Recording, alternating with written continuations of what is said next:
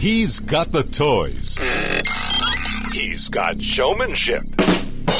And he's got sex appeal. Ladies and gentlemen, from the great Southwest, here's the guru of gadgets, the dapper and dashing Don Baine, the Gadget Professor. Gadget Professor. I see our next interview is here. No breaks here on the Gadget Professor show. We keep going, and our next gentleman is Tom Curran. Yes. And Tom is from a company called Paladin. And Tom, I know that you're a PhD, and you're on the Gadget Professor show, so we're going to have a lot of Professor to professor. I like that. That's right. A lot of things in common. I used to be a college professor for about 12, 15 years back in the Boston area, which I didn't know that you were from. I am from Boston. That's right. Originally, yes. I'm from the North Shore. The North Shore. Yes, that's right. That's probably why we get along. That's right. Well, I was from Boston, and as I said, I taught at Boston State for about 12 years. I used to teach at Emerson College, and I did a stint at Boston University. I taught graduate school there for about, 2.5 years or so. So I left that to go on to other things, and I have fond memories. And I do go back to the Boston area when I can for the summer months, because quite frankly, it's too hot for me in Arizona. Yeah, well, you trade heat for humidity when you go to Boston, though. It's pretty humid there. But you make the trade, right? That versus an oven. Yes. Yeah, that's good. Yes. I'm with you. Yes. Now, you have a box here, which I actually saw yesterday, and we met, I guess, accidentally, coincidentally, or providentially. By fate. There it is. I don't know what it was, and I was actually intrigued, and I actually had kept the last interview spot open from day one for a situation where someone may have a new product that I saw on the showroom floor and wanted to bring them in, or someone that met or came in wanted an interview. So I kept the last spot open, and I don't give it away lightly, believe me. And I met Tom yesterday, and he brought something in that was actually very intriguing to me. So here we are. So the floor is yours. Thank you, Don. So my background is producing live events. Yeah, how do you capture that content? What do you do cool things with it? And then how do you get it to the internet or a live room? Right. And so that's what we've created. We've created the smallest all-in-one live streaming studio that exists. It's called the Paladin, and you're able to ingest the highest quality cameras, HD-SDI inputs, 4 in, 4 out, and a reference. Right. Mike, can we get a close-up of this? We'll actually show you what the SDI looks like, and just the box configuration. Sure, absolutely. Itself. So you can see the HD-SDI native inputs here, but we also have active inputs on the other side. So the USB 3 and the Firewire, as well as Ethernet and over IP. We can take in IP cameras. So we have the Wi-Fi antennas right here. And so it enables you to take in multiple different format cameras. You ingest them all. Right. And once the cameras are ingested, well, then you want to be able to do your switching. So this functions as your switcher. Okay. And so we use third-party software, whether it's Wirecast, made by Telestream, or Livestream Studio. We're partners with both of them, and so we can put those on the box. But let's say you like vMix or VidBlaster or Flash Media Live Encoder for that matter, any Windows-based operating system. Is this Linux or this is total Windows? It's a Windows. It's a Windows box. Okay. And so you're able to put on the flavor of live production and encoding software you like. So, but our goal is to solve those problems and provide the all-in-one solution. So, as you know, these programs like Wirecast, very, very good when it comes to live production capabilities and encoding, and then you can stream it out to the internet. So that's the first part of us, is innovating around the size and capability of a box. All right, let's just clarify for our audience specifically what we have here. You are making a power box, small form factor, and when you purchase this, you are essentially purchasing the box. There is no software on this that you could use per se. Yeah, we have free versions of Wirecast and of Livestream. Okay, so you now have the ability after you purchase the box or before you purchase the box to select what software it is that you want to use. So that's an important factor. Because you've engineered the box to do its functionality, and now it's your choice. You have the option of choosing what software it is that you want. That's right. And just to clarify, Don, this is not an off-the-shelf case. This is actually our own custom designed case, and it is patented. We have a patented design for how the components are in there. So even if someone opened the box up and said, let me see if I can find those components, they're not going to be able to find them. We have custom components. Trust me, I wouldn't be trying to replicate this. There's no way, but go ahead. Anybody who did, they would melt the box. And so what we've done is we've used our own capabilities on the software side combined with our hardware design capabilities to innovate and come up with the smallest box. And it has a very powerful processor. It's an Ivy Bridge i7-3770S, and it's the full desktop version. You're not going to find that kind of power in any box at this size. Okay, with that engine in there, what about heat? So what we do is we underclock, and that is allowing, we undervolt, and by doing that, we're able to reduce the heat that would happen inside the box. So we have the heat tolerances there. We have a couple of fans mounted in a very distinct way to be able to vent the heat. So you've taken into account and measured and done all the calculations. That's right. This maintains the proper temperature. Now, yes. I asked some tough questions here, and I don't mean to be picky, but I noticed you have vents everywhere, and I understand that's to get the airflow in there, which I have no issues with. I don't see a rack mount, which is neither here nor there, but what happens if someone puts something on top of this? Because if there's a flat surface in the Gadget Professor's office, there's something on top of it. We got to train those folks. So really, it's a matter of customer training. So we just use a plate, if you want to use a rack plate, and then you just sit it right on it. It's very simple. And so that's the easy way to rack mount the box itself. The reason you want to keep the airflow is because of the heat that's generated, and these things are, there's a lot of science behind them. So, with any kind of box that does, serves this function, heat's a killer. So you got to let the air in, and again, you don't want to put something or put it in a situation where the air is not flowing through it. That's right, absolutely. And we've done all of that testing over the course of 4 years to come down to a box that is this size and has this power. Okay, let's move on. I know you have a lot of other... Absolutely. So we're out to solve people's problems when they're trying to do live. And so our value proposition is that this box, the Paladin, is supremely capable, right? You're going to get that high quality capability of getting in HD sources.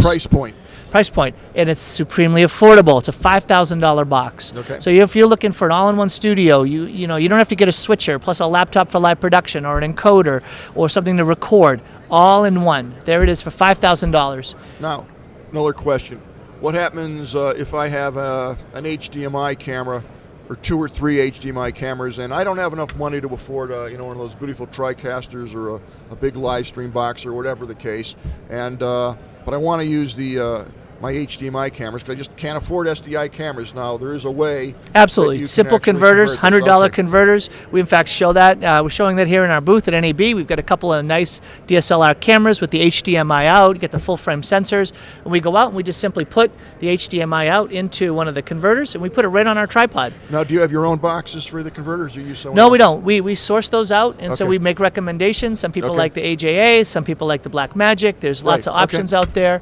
And so we design the solutions for them. Okay, so you can take those HDMI cameras that are sitting around and bring them into this type of a box. Absolutely. Which is great. And what we've found is that the box is good for in-studio locations like yours, Don. So you have the short runs for HDMI. But as you know, trying to do a long run out in the setting, you can't do it HDMI. So you want the SDI, HD-SDI, to be able to do the long runs. Let's tell people the difference between an HDMI run. We're talking about the cable and an SDI run. Yes. So the HDMI is a way. It's a protocol. It's a method of communicating video out from the camera, and you'll want to be able to convert that because there's a degradation once you get beyond 25, 30 feet, unless you get a very, very high quality cable. That's right. Unless you want to get a very high quality cable, then you're talking about trying to get some kind of power source to repeat it down the line. You don't want to do very complicated, and instead you can just do a short run cable out from your box, put it into a converter. SDI, it's a more traditional broadcast protocol for communicating video over long distances. And the runs? Several hundred feet. Yeah, you really, it's gonna manage all your situations. And the reason I'm pointing that out is because a lot of people, who are watching this aren't familiar with what's with SDI, what's with the cable, why? Well, there's the reason. Right. But beyond that, let's say for instance you wanna even make a longer run. Well, that's where we recommend other solutions. So Teradek, for instance, is a marketing partner of ours, and so we'll take the Bolt or the Cube and we can put that on a camera and line of sight for the Bolt, and you can get a wireless run, and we've got the Wi-Fi connectivity. So we can bring in that as a source, but we also innovate on the software side. And so, for instance, I got one more question. Oh, please. For you. One more question.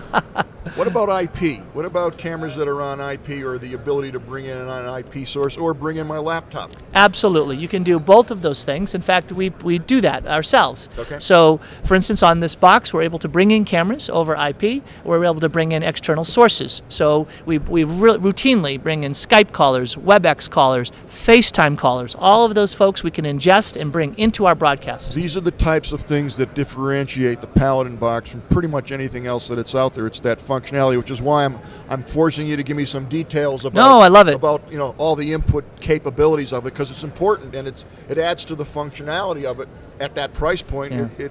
It's very engaging, if you will. Well, and so one of the things, so our vision is this: things are getting smaller and things are becoming wireless. So you want to get a more and more mobile solution out there. So right now, this box, we run 4 cameras and we do the live production and we do the encoding for stream, 45 watts of power. I don't know if you heard that. That laptop is running on more watts of power than this box when it's encoding and streaming 4 cameras. So we have an existing battery solution for it where you can take it out to the field and you don't even need any external power. A battery solution. So is there a DIN plug?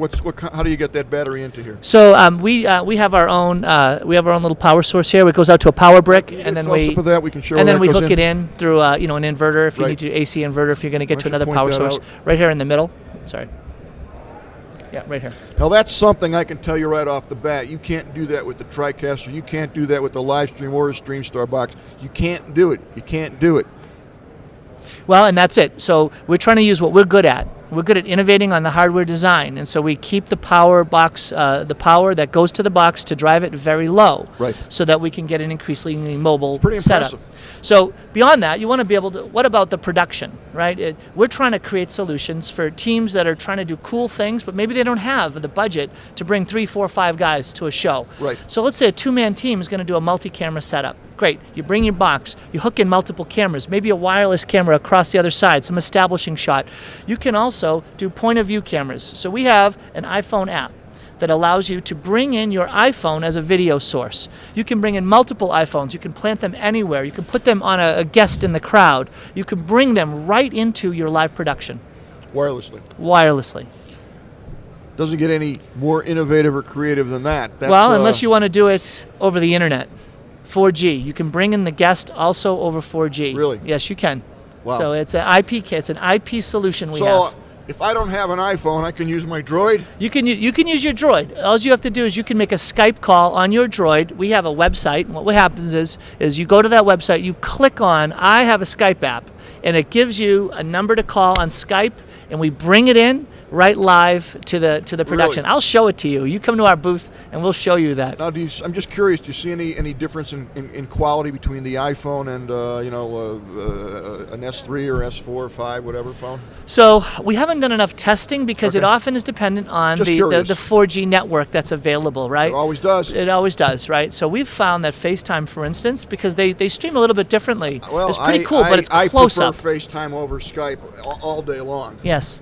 And it's more limited, but we try to strip away some of those limits because you can also go if you have an iPhone, right, you go to that same website and click I have FaceTime. Right. You click on that, it gives you the address to call. You call that address, That's and great. you bring you into the production.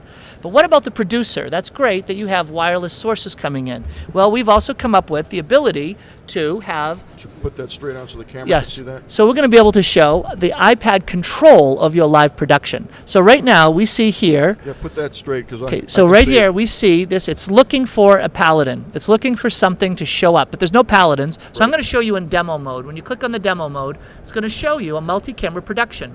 And here I'm going to be switching between the cameras, and I'm going to be able to do all the switching. I can bring in whatever shot I've created on the video. All of that can be controlled. How convenient. How convenient is right. How convenient. So can you imagine now, if you have 2 people at your production, they can't share a keyboard, screen, and mouse. You can take the switching function, you put it in one person's hands, they can walk around among the cameras, they can do the production, the other person sits there, creates the new shot, goes to the website, gets the next media asset they need, creates the new title, the transition, and you have a 2-person production team. Portable switcher inside your iPad. Doesn't get any easier than that. Well, you already see solutions like that for audio mixers with the sliders, right? Sure. Well, we've done it now on the live production side with video, and we do it through our own patented technology. Does that app come with this? Is that a purchase app? The app is free. we put software in the box that communicates with it, and that's $99. Okay, so that's an add-on. That's an add-on, $99 for that. Great. We have about 3 minutes left.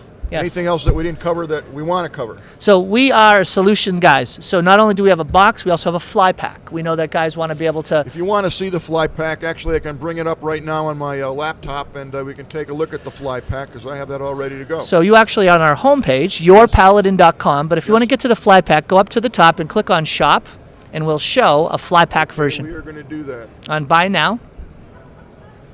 And what's going to pop up there is your fly pack down on the second row to the right. So there's the fly pack right there. Okay. So what you see is the box in a little carry case. We open it up, there's your screen internally, and then you have your Bluetooth mouse. Plus the fact, not only is it portable, you can operate this on battery. You can operate it on battery. That's true portability. That's right. Yeah, that's what that's our goal. So we have the fly pack there, and then we're even showing here, Don, you got to come by and see this.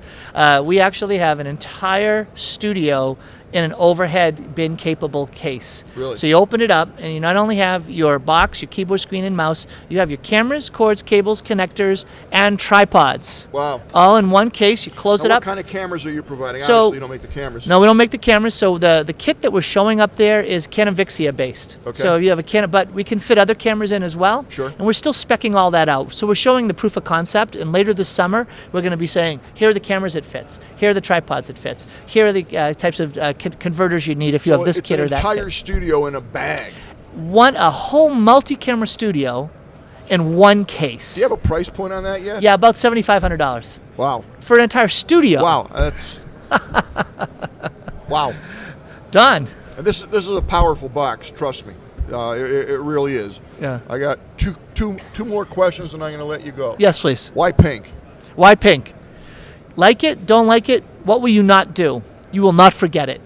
So Good we point. want to make. We are. I actually like it. Yeah. Well, that's the whole point. Is that the box isn't black. It's not silver. It's not some kind of gray. Yeah. It It's stands got its out. own identity, which That's is a right. smart move. It's about creating a brand. Right. It's again, folks. It goes back to the ergonomics and that sexiness and the eye appeal. Now, my last question is: you are out of Boston. We live in Seattle. So we're Okay. based in Seattle. You're based in Seattle. If someone wanted to purchase this, where would they go? They go to the website? Yourpaladin.com. You can purchase them now. Yourpaladin.com. Yep.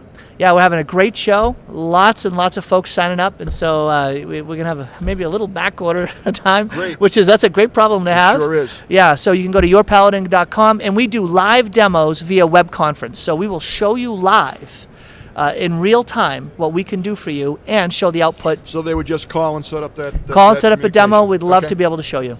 All right, Tom, thank you so much Absolutely for done. visiting the Gadget Professor. I thank you very much, and I'm sure we'll be talking. Love it. Great.